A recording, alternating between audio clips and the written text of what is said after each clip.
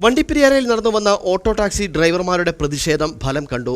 വണ്ടിപ്പെരിയാർ പ്രാഥമിക ആരോഗ്യ കേന്ദ്രത്തിൽ രാത്രികാല ചികിത്സയ്ക്കായി 2 ഡോക്ടർമാരെ ജില്ലാ മെഡിക്കൽ ഓഫീസ് നിയമിച്ചു.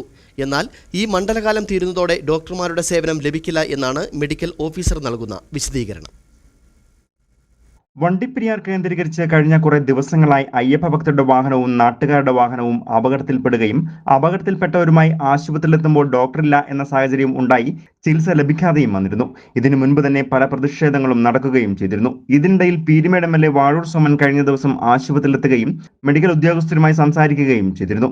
ഇതിലെല്ലാം ഒടുവിലാണ് ഇന്നലെ രാത്രി മുതൽ ജില്ലാ മെഡിക്കൽ ഓഫീസിന്റെ നേതൃത്വത്തിൽ 2 ഡോക്ടർമാരെ രാത്രികാലങ്ങളിൽ വണ്ടിപ്പെരിയാർ പ്രാഥമിക ആരോഗ്യ കേന്ദ്രത്തിൽ ചികിത്സിക്കുന്നതിനായി നിയമിച്ചിരിക്കുന്നത്.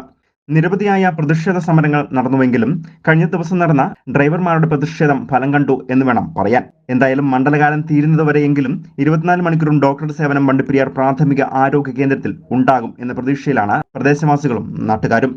News bureau, Vandiperiyar.